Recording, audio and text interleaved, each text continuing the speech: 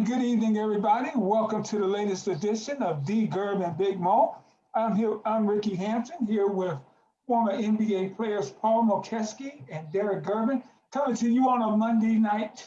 Hey, I know some of you guys might be watching the Monday night football game. Put it on mute and listen to us. How you brothers doing tonight? Doing great, man. Good to see you guys. Doing great. I just posted the same thing you did. Put the volume down. Check us out. Oh, absolutely, man. You know that's the way to do it. And we got a lot to talk about.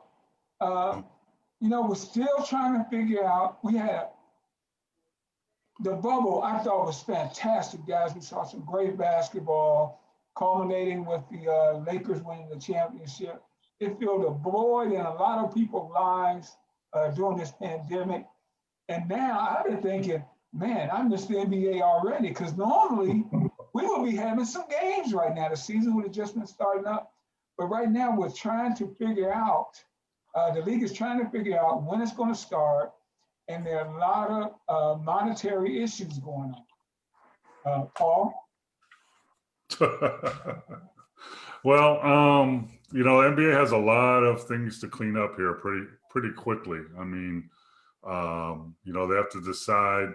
First of all, the players and the owners have to agree and get going with a collective bargaining agreement, or nothing moves forward. So, they have to decide on the money issue, the number of games issue. Can we get back on track, or are we going to keep going with this crazy timing that we have now? Like you said, we should be getting ready to play, not getting ready to go to our break. So there's a lot of issues that are coming up here. And the number one thing, like everywhere, like everyone, like every league, like every player, is money. $9 billion money, $9 billion. That's the issue. And a 40% possible revenue loss if we don't have fans next year. So. Yep. Now, there's stuff going on. Rickey, first of all, I want to say welcome to everybody again. Paul and I, and we love doing this show, and we love doing it with you. And we're still trying to get our fan base up, because we don't plan on going anywhere. And I think that we have a good show going. And I just want people out there, tell your friends about it. It's something to do. It's something nice to do on a Monday evening. Yeah, and I want to correct you, because I think we have a great show. Not just a good show, but a great show. I'll tell you, I would challenge any other show like ours in the country, in the world, besides ESPN and that level, that's had the kind of guests that we have had on our show.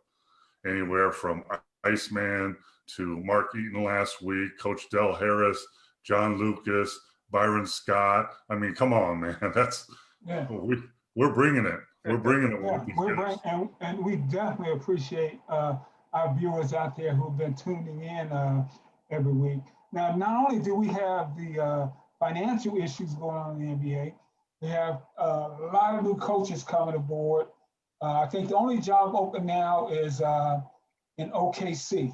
And I'm sure we're going to have that job filled any moment. We got the NBA draft coming up. So it's a lot of stuff going on off the floor before the start of the season. Now, what do we want to get into? We're going to get into all of this, but what do you think you guys like to start getting into? Let's start off talk about this. Are we going to have a season first, or when they're going to start? Because it seems like Paul said, the money seems to be the biggest issue, which we all know that, of course.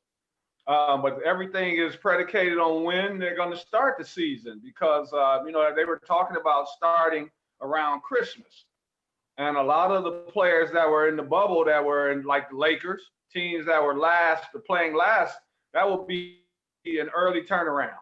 And you have guys like LeBron, 30 going on, he's 35 now. Guys are used to being off for 4.5 months.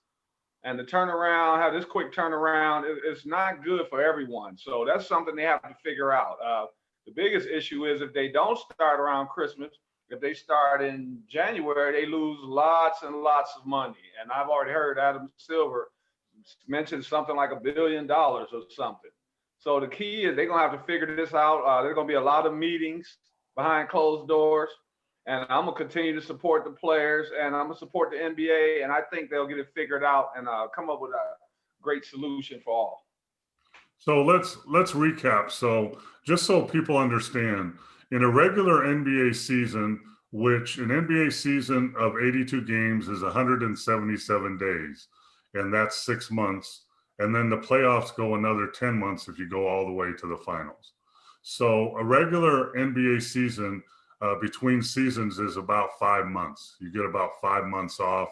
If you go to the finals, you might get 4 months off. So that's what usually happens. But with this year, the way it ended with the pandemic and the way it went till a few weeks ago. So if they continue, they have to decide if they want to do an 82 or a 60 game or a shortened version, which I believe is the way to go. They've been talking about this for so many years, and this gives them a reason and a way to do it where they're almost forced to do it. Because if they start in January, the Lakers and Miami will get 2.5 months off. And that's half of what they usually get off. And Denver and Toronto will get about 3 months off. Everybody else that was in the playoffs will get about 4 months off. And so they're going to be crunch time. And if they play 82 games starting in January, that means they don't finish till August anyway. So and you got the Olympics coming in next July. The Olympics are in July. So if I was in that room, and I don't know the specifics of money, I know some of it, but I would recommend a 62 game season starting right around Christmas. And if you did that, you could be done by June. And that would give you time to get into the Olympics at July, because if they go to 82 games, no NBA players will play in the Olympics. They'll be out of the Olympics. And then that will get you back on track to the timing of what the NBA season has always been. If you stretch it out 82 and start later like that, you're going to perpetuate this timing, and it's going to be hard to get out of it. That's my opinion. Hey guys, No, you're right, because I even heard the player rep, Chris Paul, was talking about how important it was for these guys to have their summers back. And he was really serious and adamant about that. And I can understand it. And Paul also heard about the 50 game schedule. So they got a lot of things to talk about. The 62 games, the 50 games. If you really think about it, Ricky, it's difficult because you got to look at some of these players that aren't getting the revenue that guys like Steph and LeBron are getting.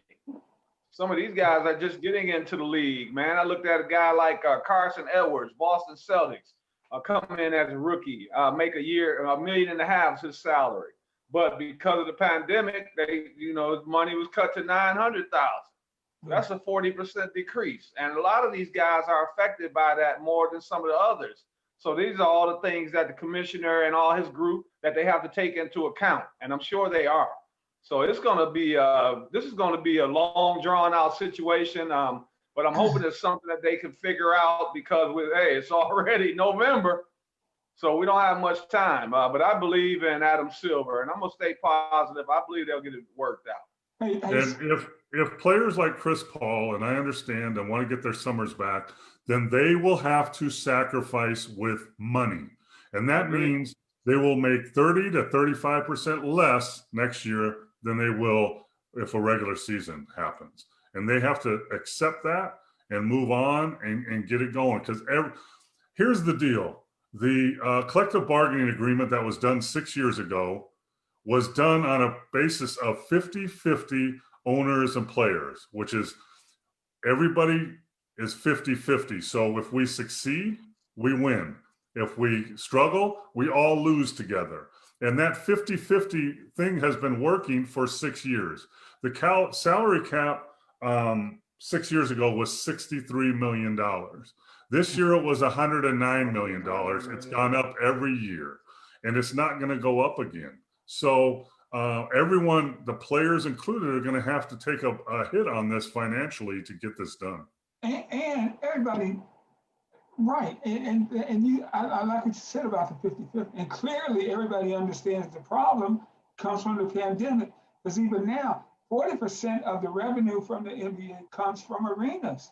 We don't know how many people are going to be able to attend games this year. So that's going to be an issue. But let me read this. This is from Adrian Wojnarowski and Zach Lowe of ESPN, which just came down at 8:42 tonight.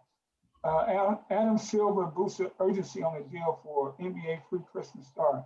On a conference call with league general managers Monday, Commissioner Silver told the top basketball executives that the time is running out on the possibility of a 2021 season prior to Christmas Day and potentially salvaging hundreds of millions of dollars, sources told ESPN.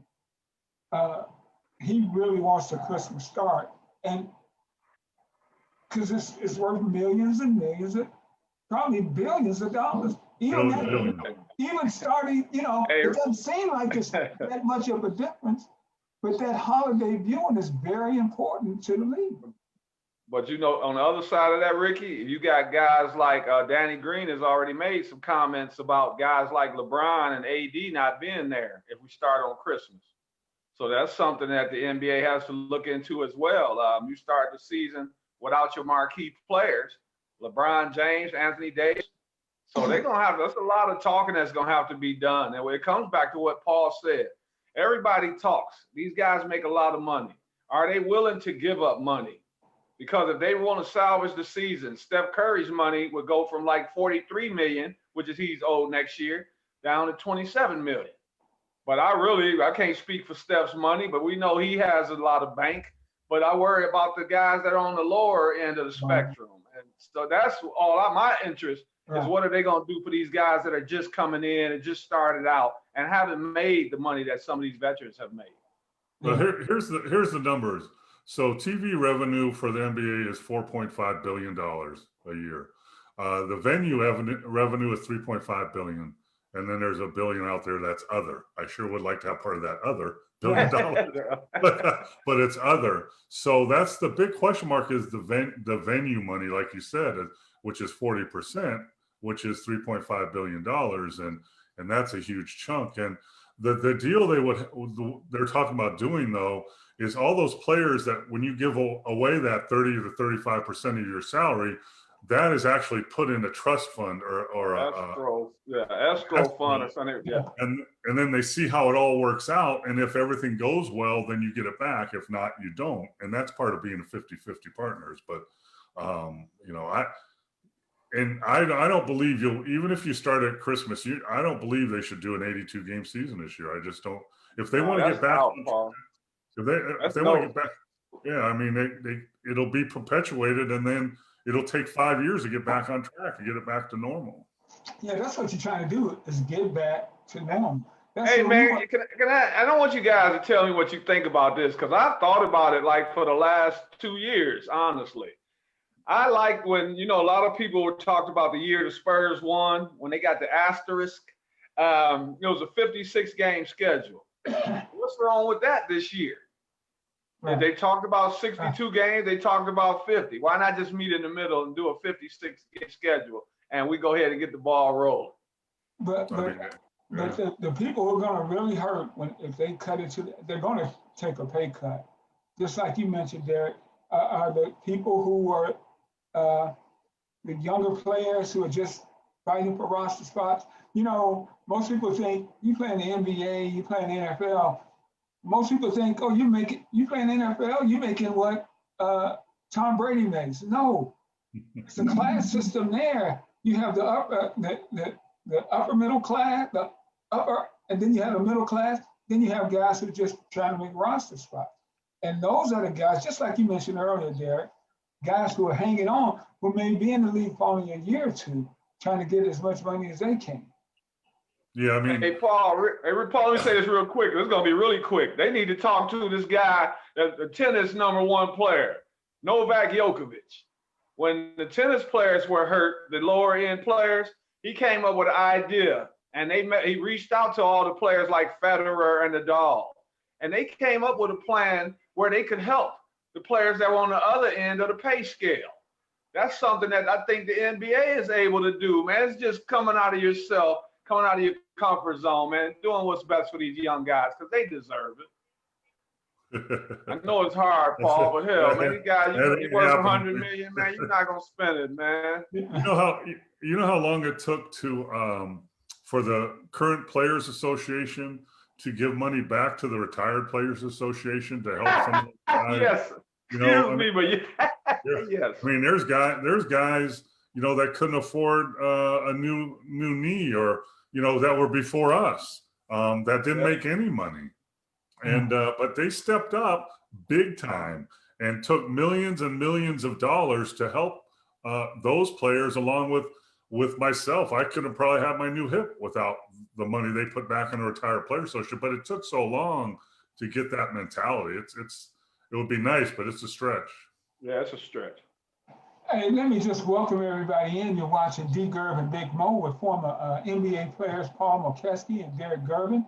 I'm Rickey Hampton. We want to welcome you all. Tawan Madison checks in and says, D. Gerv is my guy.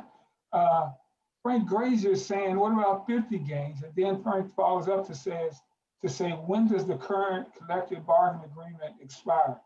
It's coming up. I think they extended it out a few more days. Friday. They extended it to Friday. The 6th of November, I believe it. Yeah, the 6th. Yep. Okay. Yeah. So yeah, it's a lot of it, but they're gonna get this worked out. I mean, as Paul said, 50-50s, we're partners. So we're gonna win together or we're gonna lose together. Clearly, let's see if the players are really in on being a team. Because it's all great. Let's be partners when we're increasing the salary cap by 20 million every year. Yes. But now when it's time to sacrifice, we will find out in the next few weeks exactly how that goes. I mean, you know, it's some tough decisions are going to have to be made, and players and owners on both sides are going to have to make sacrifices, big sacrifices, to get this thing. No, we've never faced a pandemic before, so it's going to take sacrifice. Someone's going to have to do it, and it's going to be this year. And I think a lot has to do with the number, also with schedules, because you have the East, West, and then you have the divisions. So you want to make sure everybody plays equal amount. So whether it's 50 or 57 or 56, whatever that number is, I would encourage them to decide now and just get moving. And you got to do that in order to get it on track for 21-22. I mean, you got to do that now. So I'm hoping these guys will make that decision. I'm like Derrick. I'm sure they are going to work it out. Well, just think what's happened already. So the players that were supposed to be in the draft haven't been drafted yet. It's been months. Right. And even if they get drafted now, they won't be able to play in the summer league like they usually get to get that experience. So that's already out the window. So if you don't fix it now, you're going to perpetuate that into next year, and the same thing's going to happen. Same thing happen again. Yeah. So guys, these rookies are not going to get a lot of, like you said, no summer league. Do you see any of these guys being able to make heavy contributions to a team this year, coming in, I mean, practically raw? Whew. I mean, it depends on the situation and the player, I think, you know. Say that again, Paul? It depends on the situation the player is put in and the player individually, of whether they can, you know, some are ready, some aren't ready. You're going to find out sooner who's ready and who's not ready. Yeah, right. Yeah. I don't know, Ricky. It depends on what some of these guys have been doing with doing their free time, and the situation. Like Paul says, it depends on what your team needs from you. If these guys, I'm sure some of them have been working out religiously. Hopefully they have the Antonio Brown work ethic. And if they've been doing that, it just comes down to what your team needs from you. But this will set the players back, because this is a lot going on. It's something new this year. There's something these young guys aren't used to. And this is the year that we all need someone to lean on. So hopefully they have some guys like Paul. I know Paul works with young people. Someone that stays in their ear and that just tries to keep them upbeat, keeps them working out, and keeps them you have to stay positive and just keep working on your craft and just hope that things work out when you get with your team. That'd be a great thing for an analytical person to do, to take that study with the NFL now, because the NFL just went through it, right? They had limited camp time and no preseason games. So I wonder what the effectiveness of their rookies were compared to last year. Yeah, and that's a good point. I'm looking at the Watch the Lions every week here in Detroit, and they drafted. I'm sorry for you. I'm sorry. Yeah, I know, man.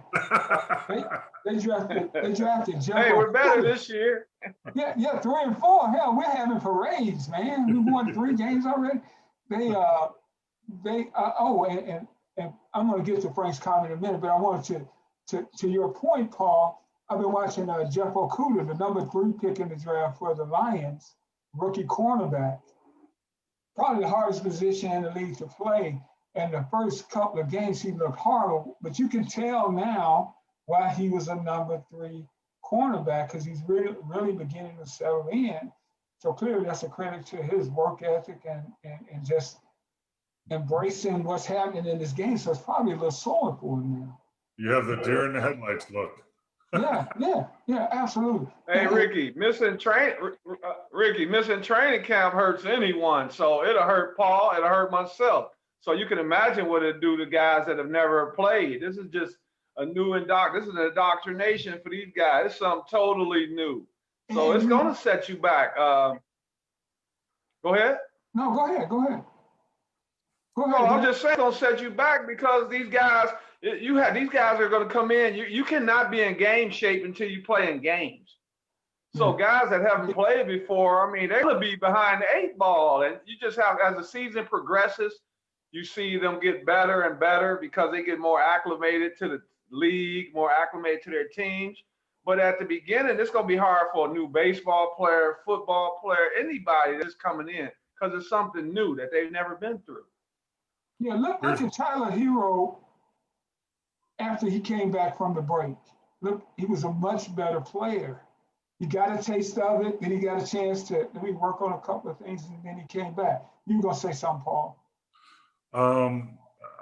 The good news for rookies in the NBA anyway for next year, if they do a shortened season, is they won't get a chance to hit the rookie wall. So All-Star break in the NBA is about 55 or 60 games in the season, which is double the amount of any rookie played in 1 year. And you still have 30 games left. And they look at you like, and we're like, we just started, man. You already hit the wall. So in a shortened season, they probably won't hit that wall. Okay, did you guys hit it?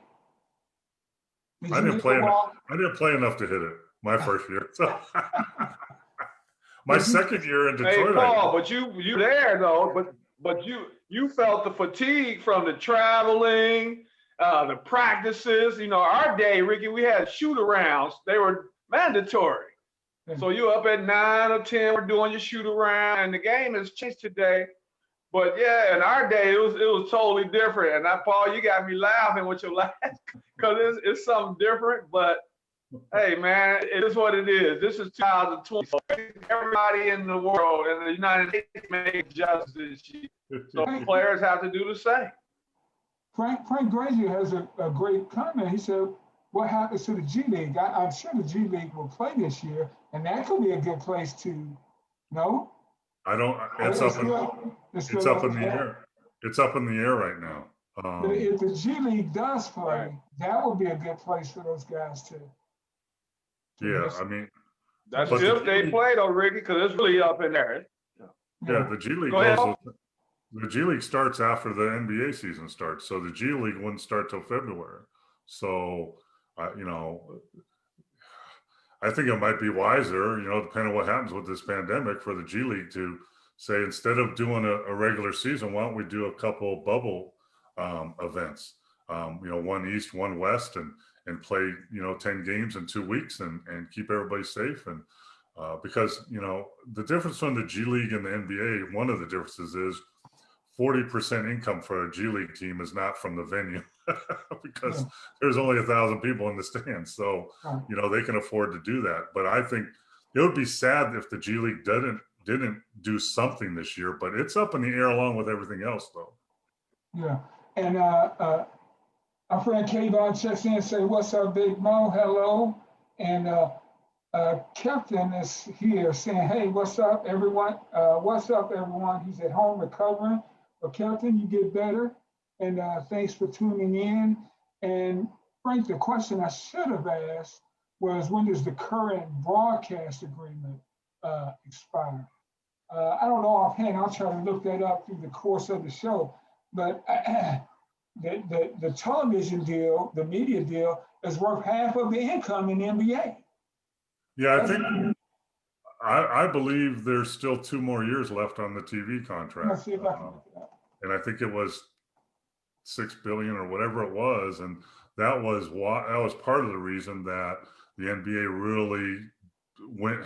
really pushed to get the season in this year in the bubble, and there was a minimum number of games to get that money back. And I think there's 2 more years left on that contract. I'm not positive though. Good question, Frank. I see you. Hey, Paul, one good thing out of all this. Hey, Ricky, what we've learned, people are talking about the NBA and they're going to stop watching and this and that. The NBA will go on and people will continue to watch. It's the greatest game that's ever been invented, and people will tune in. The contract runs through the 24-25 season, so they're in good shape there. But and I think it's worth $24 billion. Yeah, there's performance though. There's a minimum number of games to be played. Yeah. Right, and that's why Adam Silver is so anxious to get those games started by Christmas. But when we start these games, whenever we start them, there are going to be a lot of new coaches coaching some new teams this year. And my first question to you guys, well, let me just run over some of the guys who are. We got 8 of them already, Ricky. Why don't we go one by one, Ricky? Okay. Yeah, let's do one by one. Let me say this: the only job that hadn't been filled yet is the Oklahoma City job that was previously held by Billy Donovan. You want to start with? You mentioned Billy Donovan. I was just going to say, can we start with the Bulls, with the team that was punching in last year? Sure. Billy Donovan is in Chicago. What do you think, Paul? Well, go ahead, D. You start. I don't with Billy Donovan. My problem is not Billy Donovan. I think he's a great addition. The thing is that they're gonna have to decide what they're gonna do with I believe it's Lauren Markkinen, or what they're gonna do with Zach LaVine. That's what they need to be deciding. It seems like they have a good group of core players, but you have to know who's gonna be there, and it starts with those 2 guys. So those are the first decisions that Billy Donovan's gonna have to be involved in. What do you do with Markkinen and what do you do with Zach LaVine? And if they can figure that out, I think Billy Donovan is a very good coach. I think his time just was up in Oklahoma City, but I think that's a great fit for the Bulls, and I'm hoping they can figure out this Zach LaVine Markkinen situation. Yeah, I think I don't know their team that well. I know Billy Donovan's a good coach. I know Zach LaVine is their highest paid by far player, like $23 million a year.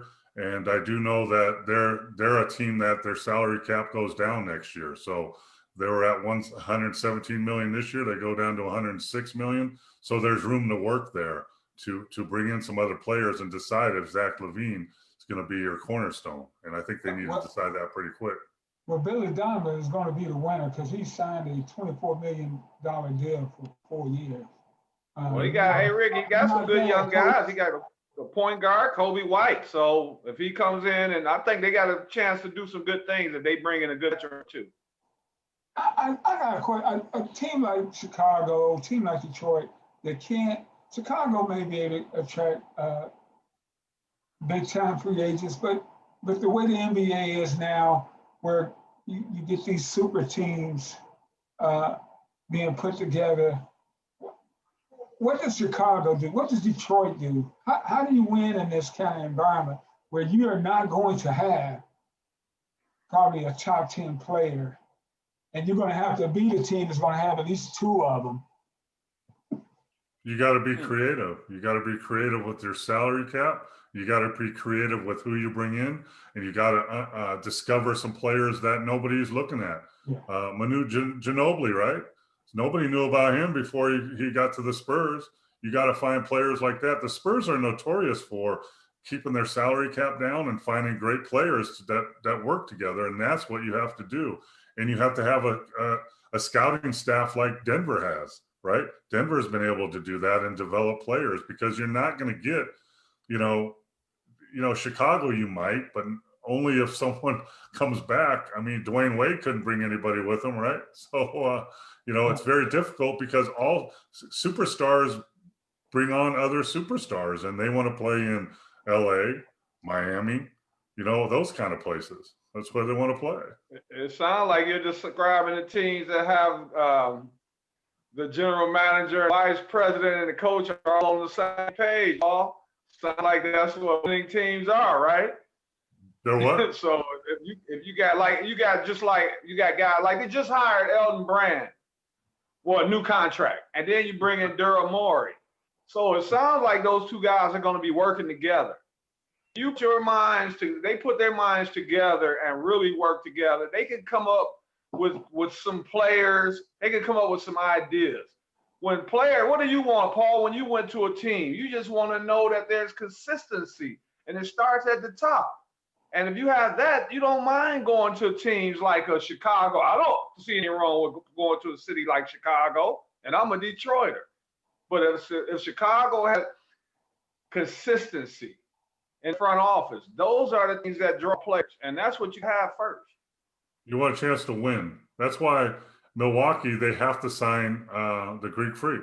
If they don't sign the Greek Freak, they go right to the bottom and they start all over again, because he's the only guy that could bring another superstar to Milwaukee. I love Milwaukee. I played in Milwaukee for 8 years. My kids were born in Milwaukee. I love the Packers, but you can't get superstars to sign in Milwaukee. And plus, Milwaukee is a small market that has a small budget. So if you get a Giannis, you have to pay him and get him to bring somebody else to compete. Tawan says, trade Levine and keep marketing. So we will keep that in mind, Tawan, and we certainly appreciate it. All right, so I agree with Rickey, and I agree with him, to be honest, because Zach LaVine, when he's played now, 3, 4, 5 years, and what he's known for, and going to the dunk contest. So this is a guy that they've been hyped up his child to be an all-star and all that, and so far hasn't come to fruition. So it might be just time for him to new start. Okay, where do we want to go next? How about Brooklyn? And the Hall of Famer Steve Nash is going to take over Brooklyn. He's going to be joined by Mike D'Antonio. They're going to have Kevin Durant and Kyrie Irving in the lineup next year. So we know they're going to be vastly improved. What are your thoughts about Steve Nash? And let me clear one thing up. There was some controversy about him getting that job, like he got some kind of preferential treatment. That guy deserves an opportunity to coach an NBA. His resume as a player speaks for itself. I don't care if he's never coached anywhere. He's not the first ex-player that got a job without coaching before. Come on. Yeah. Just go down the list. Come on, Mark Jackson, just go down the list. Yeah. I mean, so that's ridiculous. But in the NBA, you get jobs because you have relationships. You have relationships with general managers / owners or players or both, hopefully. And Steve had a relationship with players. And Sean Marks. Yeah, and Sean Marks is a good friend of his. So he had all those, and he brought D'Antoni on because D'Antoni was his coach when he was MVP of the league for 2 years straight. So, the question is, are you going to have Kyrie and KD become the 8 seconds or less team that they were in, that the team was in Phoenix, or are you going to be able to mold them into something else? And can they work together? I mean, I'm a KD fan. I'm not a Kyrie fan. I mean, he left Cleveland because he wanted his own team. Then he went to Boston, a good team, and he made excuses all that time. And now he's moved to Brooklyn. I mean, whether they can work. He says he's going to help Steve out. He's going to coach some nights too. Yeah, so everybody can coach now. So every player can coach a night, and the trainer can coach one night, and the ball boy can coach one night. And come on, man, that's not realistic. And that's one thing that Steve's going to have to straighten out right away, or they won't have a chance to succeed. Hey, and not even dealing with Durant and Kyrie, they have a lot of other issues. They got a young man from San Antonio they got to figure out if they're going to keep, Torian Prince. They got a young man who's ready to move to bought a house in San Antonio. John, I hope you listening because, I'm ready to talk to your son-in-law, Spencer Dinwiddie. Yeah. So they've got players. You got to decide what do you want to do. Do you give up a Spencer Dinwiddie, who's the guy that averaged me at 21 points when Kyrie was out, but he's also a team player, a guy that they look at him very highly in the locker room. You get rid of a guy like that and take a chance on sending him somewhere else, become a star, and then Kyrie starts talking about the earth is flat and all that stuff again. So they got some situations that they got to deal with before they even think about getting on the court. Who they're going to have in their rotation? Joe Harris. What do you do with big Mr. Allen, Jared Allen? They have decisions to make. They got the big fella from the Clippers, the center. What's his name, Paul? I can't remember his name. He didn't play much last year. Shot blocker. Oh, God. And I'm sorry, I don't remember your name. Here's the other situation. DeAndre Jordan, man. DeAndre Jordan, yeah. DeAndre Jordan.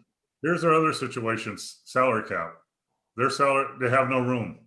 They went from 127 million to 133 million next year. So I have no room. There's no room. So you got what you got. So you better make it work. Hey, if you're going to coach that team, would you have a conversation with Kyrie about how we're going to do this? No question. I would. I would. That's what. When Doc Rivers took over the Boston Celtics way back in the day, he met with Paul Pierce, Garnett, and Ray Allen. Ray Allen. And he met separately with all three of them and said, listen, I can get us a championship, but I can't do it alone. I have to do it with all three of you guys, and you have to work together. And this is what it takes, and this is what it's going to do. This is what we have to do. Are you on board? Are you really on board? And that's what Steve's going to have to do. I mean, that's the way of the league now anyway, for sure. Yeah, he's going to have to talk to both of them, to Kyrie and Miss Twitter. He's on Twitter, just as Miss Trump, Kevin Durant. And he's a sensitive guy. They're so sensitive. I'm just saying, they got to figure that out. Hell, can you get him on Twitter and start focused on what's going on with your rehab and getting ready to help these new guys, bringing these new guys to another level, man? Because with KD and Kyrie, they're two great players, but they're only two great players if they work together and bring all the other guys up near their level. Steve Nash is going to say, after about a couple months, why did I do this? Yeah. Frank said, are you surprised that D'Antoni took the assistant job? It was shocking to him. I'm not. I mean, obviously they have a relationship. Steve called him up and said, I would like your help to become a great coach. And, it's up to, D'Antoni's got money for sure. He's made a lot of money. He's done well in the league. He could go off and do his TV deal, whatever. But if he still has in his blood to be part of a team, and there's nothing like that. There's nothing like being part of a team and competing to win and helping that team win. There's nothing like that. You can do all the TV commentary in the world, and it's not the same. So if he wanted to give it one last try, it didn't surprise me at all, really, Frank. Okay, so we got the Nets taken care of. Okay, and we'll just have to wait and see if they can play that style that Mike likes to play. Or if they're even going to try. Who knows? Maybe Steve has a different idea, and, We're down in Houston. We got the son of a former NBA player and coach, Steven Silas, taking over the Rockets. That's another team. We lost Derrick. Hopefully he will be back shortly. But that's another team we got to figure out what they want to do, Paul. Steven Silas I was a scout on the road, advanced scout with the Dallas Mavericks, and he was a scout also. And we ran into each other a lot. He's very, very smart, very educated, a great guy, down to earth, and knows his stuff.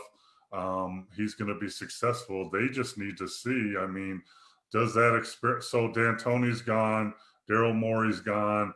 Are they still in the run and gun, shoot a lot of threes, or are they past that? Or do they want to do something different? And then the bottom line is, can Westbrook and Harden really play together and be successful and go to at least the West Finals or the championship? Or else do you blow it up and start all over again, trade one of them and get a couple good players and go from there?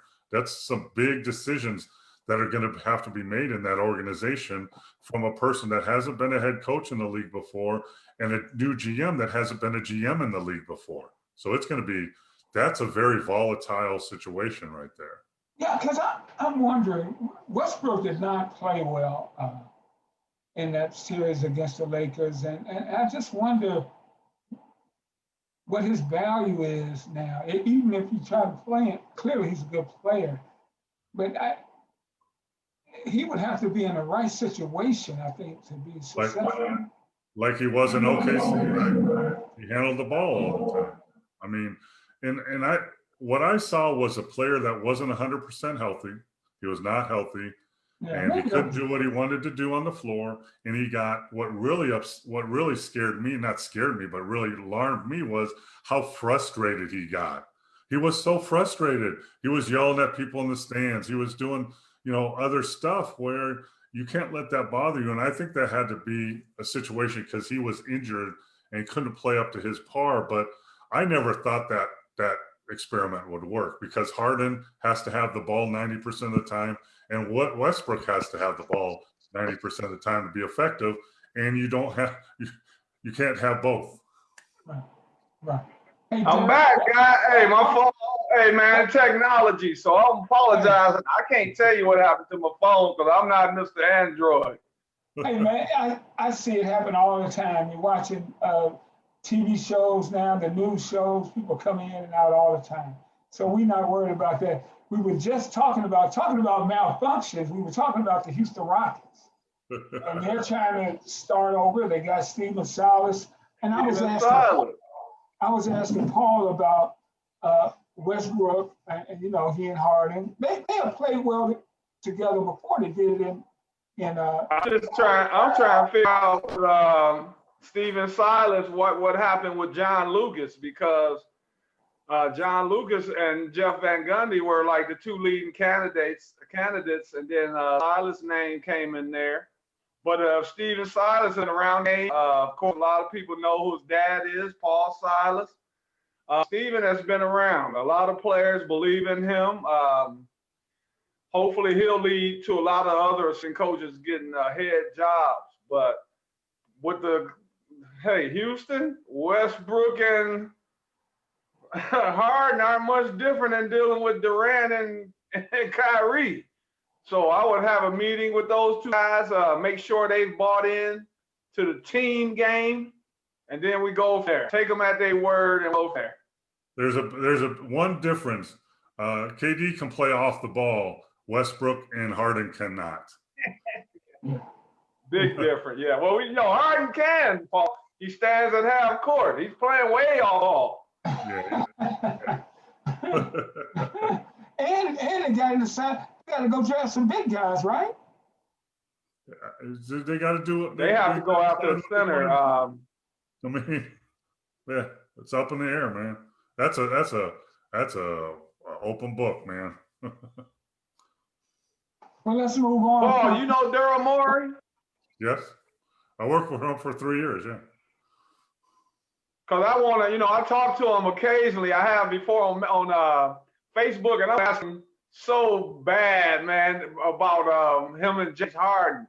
He's going to try to come up with a trade, Harden for Paul. I'm gonna let you, Paul, trade. Ben Simmons. Yeah, I mean, well, then you have another guy that has to have the ball to be effective, right? So, I mean, that's not how I build a team. Ben Simmons for Harden? No, what about Ben Simmons for Harden? How about Ben Simmons for Westbrook? How about that? Or that, yeah. If you are a good basketball player, you're an NBA quality player. You're clearly talented. Why can't you play and not have the ball in your hand? It's not about can't. It's the same thing as accepting your role. You know your role, you don't accept it. It's not about can't, it's about won't. They won't. They don't want to. They won't. So, and they're not gonna, it's like the problem in Clipperland, right? We had two people that thought they were the best players on the team and nobody wanted to back down. So, that's the problem. Not they can't. Of course, any basketball player that is at that level can adjust to whatever you throw at them, but the problem is they won't. Wow, Rickey, that's true. Yeah, that's kind of bringing it home right there, man. Hey, what's bigger? You hear people. What's a bigger thing to deal with as a head coach in the NBA? Talent or egos? Ego. Absolutely. What breaks it down is egos. Yep, no question. It reminds me of what you said when you were in coaching in the G League. Your guys, everybody's mad because they're not in the NBA. Well, you got to think you're good enough too now. Of course, but you got to know But it's that. different, Paul League, Ricky. Yeah. Paul, but isn't that different? Because in the G League, the guys don't have a choice but to buy in because they're trying to get to that next level. Oh no! So they don't go through the ego. Oh, Tell me about it. I coached in the D League, G League for 8 years. There's egos and attitudes galore, no question. It's. Oh no! Really? You're watching AAU games. You're going crazy. You should try and coach a G League team. It's ridiculous.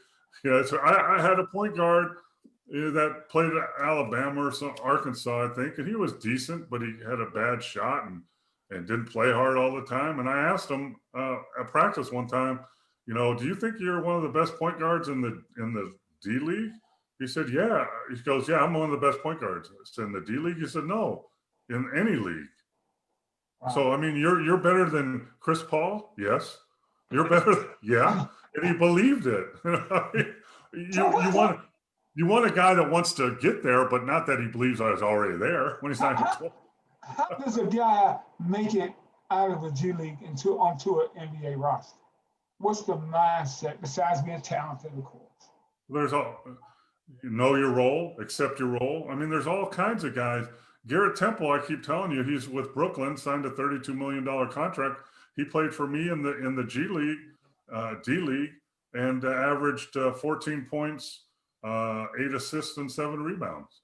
Because most people come in the G League think you got to average 20, 30 points a game, and that's not true. It depends on who you are and how you're going to get to fit in with another organization. Hassan Whiteside, was with Sacramento. I coached him in Reno, and then he bounced around, went overseas, and finally got it and came back and decided, I don't need to be a low post scorer. I can block shots and rebound and dunk it and make $100 million. That's what he did. And that's what he finally did. And Ricky, they go by your attitude as well.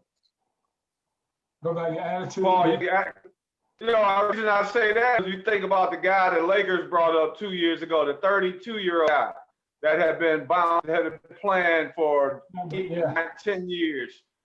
And just because him being so patient and he had a good attitude, he was well liked in the locker room by the management, and then he ends up to play a few games later. You play one game and you've accomplished something. You've done something most in this world would never do. So part of it is having the attitude. I'm hoping listening to Paul talk about these young guys with these me goals. That's not a good thing. You're not in the league yet. At least get in there. You start thinking about me. I'll just get there first.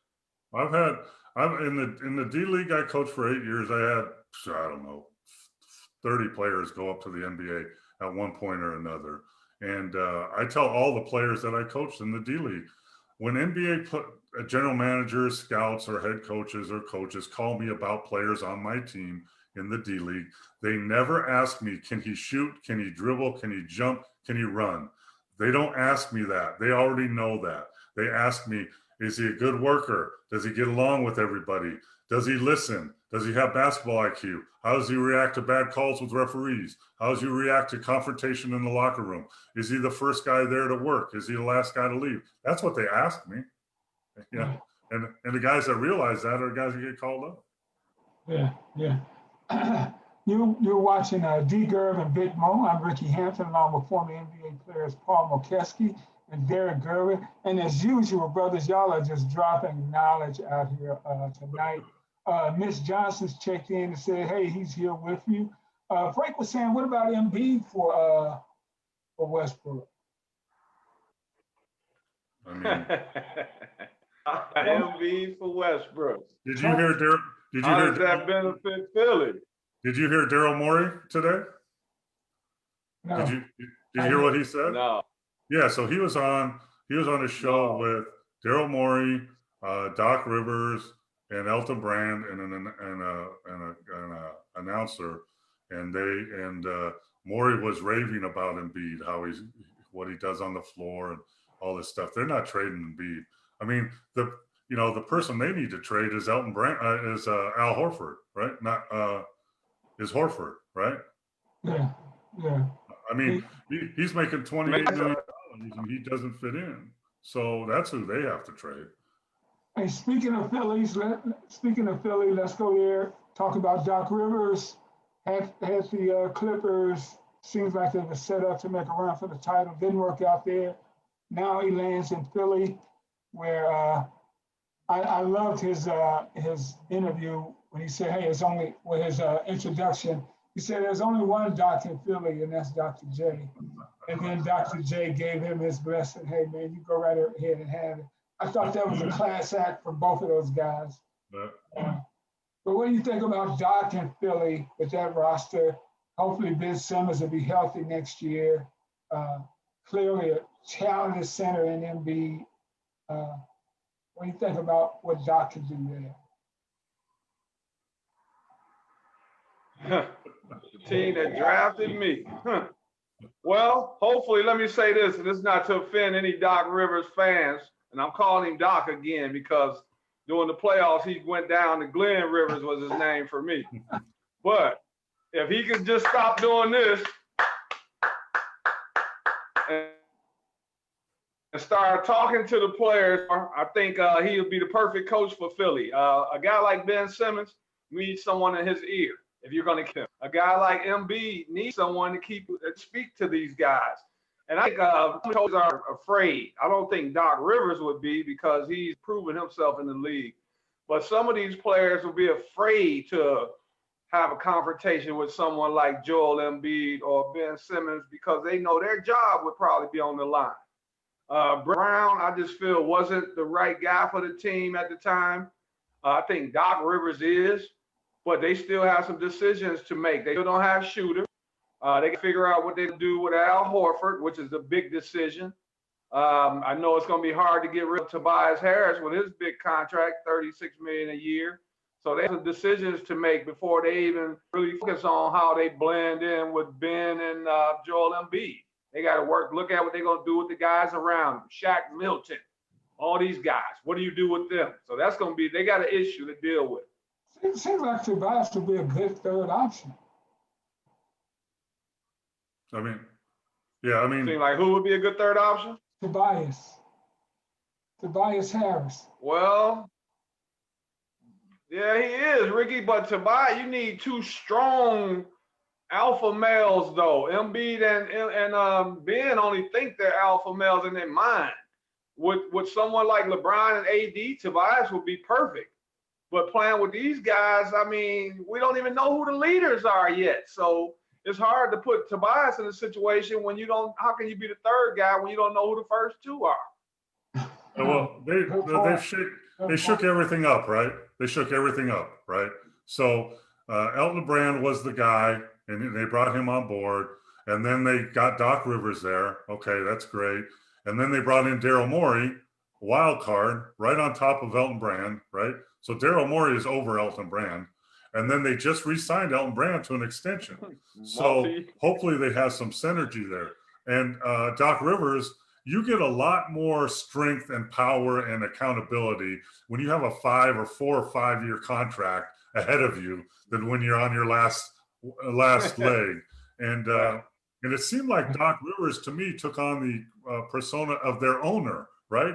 Ballmer's the cheering guy, the crazy guy, and that's what he become. Well, it's going to be interesting, but they're going to decide if they're going to blow up the process, continue the process, change the process.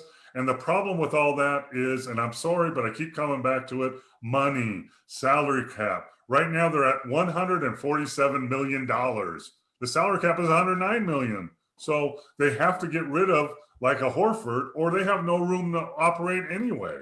So they must get rid of they're going to have to decide it.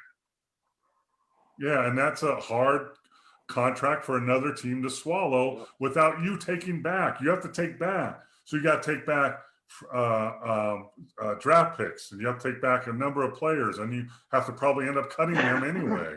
So it's a headache salary cap wise for that team. Now, I know Daryl Morey. I worked with him for 3 years. I know him, and if anybody can figure it out, he can. And if anybody can make deals in this league, he can. And I wouldn't be surprised to see a deal between him and the Rockets. Paul, I'm with you on that, Paul, and I'm going to give a man 100% credit. I'm going to give him his props on that. The man knows how to make deals, and that hasn't been his issue. He's on the phone. He's on the phone right now. Horford. I believe that. Hey, I'm taking time off, and then he's back a week later. And so he already, when he wanted to spend more time with his kids, I bet you right then he was already thinking about what could I do if I went to Philly? What decisions could I make? And I see him coming in, making some moves. In this business, when you tell someone you're about to take some time off to spend time with your family, that means you're about to get fired, and hopefully you get another job. That's what that means. That's what it means.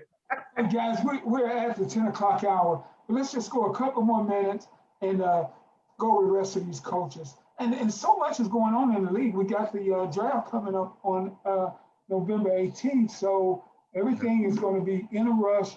Let's go to LA and Tyronn Lue, former NBA championship coach, taking over a team they disappointed last year. Probably had the best roster in the league, but just could not get it done in the playoffs. What do you guys think about Tyronn? I think. Go ahead, Paul. You want to take this? We're going to find out if he can coach or not. It's one thing to coach when you have LeBron James. It's another thing to coach when you have another group of players that you don't know that well. And it's going to be a test for him and for the whole team as players, because a lot of negative stuff will come out about that.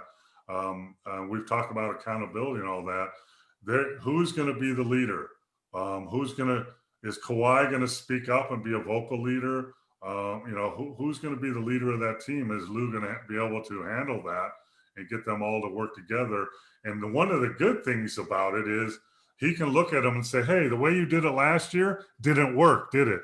So I have a way. I've won a championship, and I know how to make it work. Let's do it my way and see if we get a championship. And the fact he was on his staff, would that matter when he says that?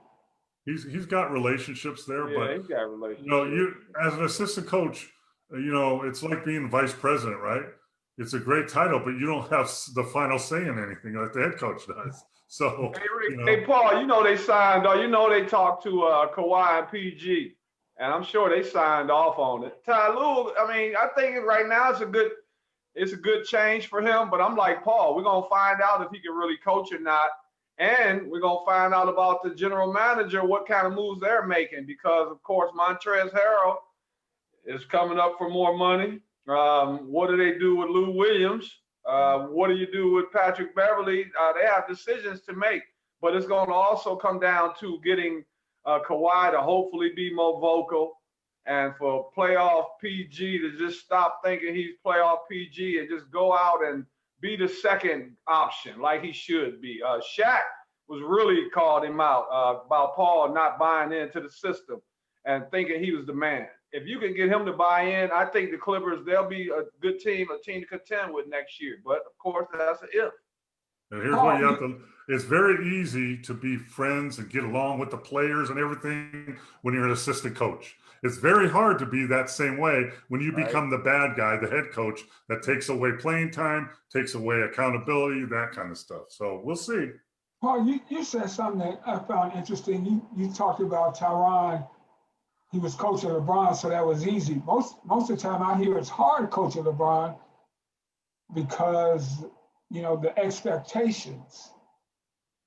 Well, I mean, one thing, LeBron, what I know of LeBron, he wants to win and he wants to win it all, right?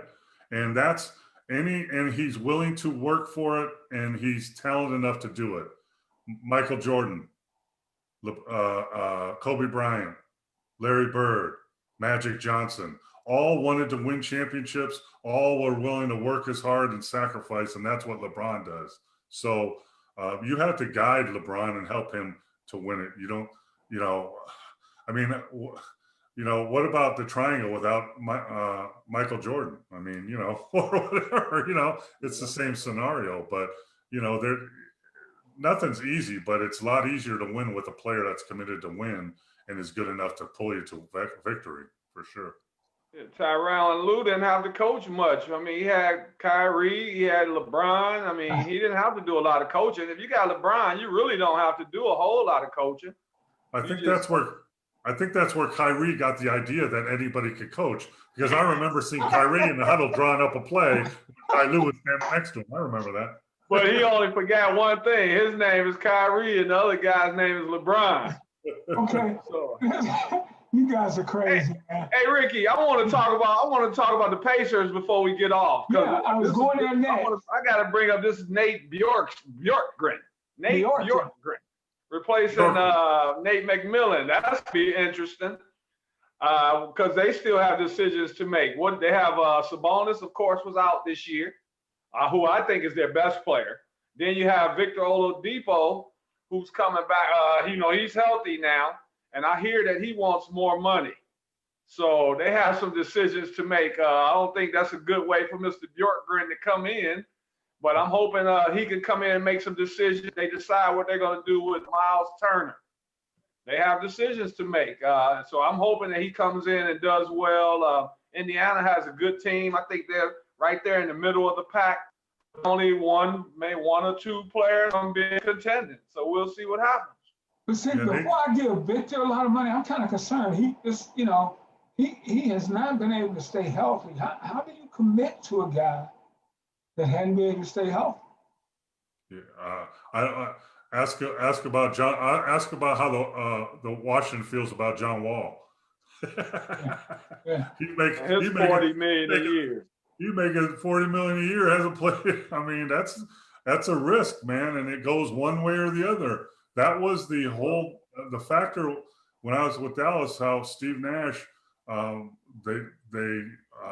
Phoenix got Steve Nash because his back was questionable for so long in Dallas, and they made an educated decision, and it turned out to be wrong that he was MVP for the next 2 years and his back held up. But putting all that money in someone that's hurt all the time is very difficult. And Nate's a D-League guy, so I know Nate too. He's a D-League guy, and he's come from that cloth. He's very educated. And I'm going to throw a name out there for OKC then. You like Nick Nurse? How about Nick Nurse 2.0? How about Chris Finch, who is associate head coach in New Orleans, was an assistant in Houston, was my head coach as associate in the D-League. He's available also. He will be coaching. I hope so. Hey, Paul, there's a lot of guys out there. I hope they pick someone just like you just said, Chris Finch, Emil Doka, just somebody that getting one of these young guys an opportunity, man, to grow their own team. This would be perfect situation for this Chris Finch with a young, you got Brandon Ingram, Zion. Give a young coach a chance to come in here and build his squad around these guys. And let's find out. They do too many of these coaches wrong, these young coaches. Give them an ample opportunity. Let him come in and try to build his own team. And then if that doesn't work, then you make the change. But it's time to bring in some of these new guys, man. They got some great young coaches out there and Chris Finch is definitely one of them. And speaking of that, go ahead, Paul. Let's go to the old school guys that got jobs then. Yeah, I was just about to go to Stan Van Gundy. We got Tom Thibodeau in New York and Stan Van Gundy in New Orleans. Let's hit Stan first. Stan was here in Detroit, and frankly, he did a very poor job. He let Spencer Dinwiddie get away. Middleton was on the roster here, let him get away. Traded Blake Griffin. Blake can't stay healthy. He couldn't stay healthy before he got here, and he has the huge contract. His in-game coaching wasn't bad. It was just him trying to pick the groceries. He picked a lot of. Ricky, give somebody else a chance. Hey, Ricky, do you want? I'm gonna be honest about this. You want your granddad coming in right now coaching Zion? No. Get Stan There's is a lot of criticism for him getting that job with a guy like. No, but I'm saying Stan Van Gundy needs to deal with a team that's already been assembled, a veteran team. Yeah. Stan wears out his welcome with these young guys, man. It's hard to get these young guys to buy in when you're talking to them crazy. He's got a Lonzo Ball. He got all these young guys, Ingram, Hart. This is a new group he's dealing with. This is not the old Dwight Howard days. And now, if he go ahead and makes the change and adapts with the times, then he could possibly be a good fit for that team. But man, I'm telling you. Well, we talk about Rick Carlisle adapting in Dallas, right? We talked about how he adapted from a guy that calls all the plays to a guy that lets the team play. So we'll see if Stan can do that. He's definitely old school. The good news there is he has a chance to build whatever he wants to build because, and I keep talking about this money, man, their salary cap, they only have 83 million committed already for next year. So they got a big space, $40 million to be able to put people around Zion and that to see if they go work. But that's a great question, D. Can he change his communication skills to the young guys? We'll see. But you talked about Derrick. I don't know if this is probably different, but I remember covering the Pistons and Chauncey and Larry Brown. They would go at each other about playing the point guard position. And clearly, it all worked out. And yeah, but it was more. It wasn't. But that's different.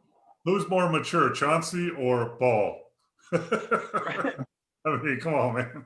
Yeah. And then you talking about Larry Brown too. I mean, Larry Brown's a legend. I mean, I like Van Gundy, but he's no Larry Brown. Right. I mean, then you had Wallace in that group too. So. Yeah. Hey, Paul, it would be hard not to buy in when you got Larry Brown talking to you, right? I don't care who it is. I think every player that's ever played the game from the ABA on knows about the history of Larry Brown. He moves around a lot, but when he's with the team, they make progress. And with Stan, I can't say the same. I don't have the same confidence I do that I would have in Larry Brown, but I'm going to give him the benefit of the doubt. And hopefully he'll hire some young assistant coaches, some guys that can mold, that can be in the ear. If Zion, these guys need someone to talk to, someone like that they can relate to. That'll make things much easier for the whole organization. That was a strange hiring to me. Yeah. Yeah. Chris Finch. Exactly. He was there. and Kayvon said Nick Nurse 2.0. You can't top that, Mark. So that's pretty good. And Kayvon said, I love Nick Nurse and Chris Finch, and of course, you're a good self, Big Mo. All three of you just helped British basketball grow immensely during your time spent over there in the Blighty, mate. I hope I said that right. I don't know if I did. Yeah, that was fun. That was a fun 3 years over there, man. And Frank Glazer thinks that Van Gundy is known for teaching defense, so maybe that will be how he would try to. Yeah, I see your expression already, Derrick. Okay. He's been known for a lot of things. If his defense all that great, I don't think he's been out this many years. Talk about defense. Last one, guys, and we'll get out of here. The New York Knicks, Tom Thibodeau. Go ahead, Paul. That's another kind of different hiring too. And Thibodeau is old school. Has New York's tried everything, right? They've just thrown everything against the wall and see if it works. But he kind of reminds me of Bill Belichick. He's kind of old school and relies on defense and has a system. And I don't know, maybe it'll work. No nonsense, coach. I don't know, man. Hey, the key to that organization is if James Dolan steps back like he said he's going to do. If he really steps back, I think people will become interested in going to the Knicks again. But everything hinges on James Dolan. And I got to say it, I'm going to be honest, Ricky, a lot of people haven't forgotten the Charles Oakley incident. And, sometimes it takes a long time to forget. But if Dolan steps aside, I think that the Knicks will become a market that people will be very interested in again. Hey, was it really special when you guys would go play there? Oh, it's the garden. Oh my goodness, man! It's nothing like it. Just the aura of the Madison Square Garden. Yep, for sure. Yeah. Well, man, fellas, I'm telling you, every Monday I get more and more knowledge on the game of basketball and specifically the NBA. And Frank says, name one Knicks player. I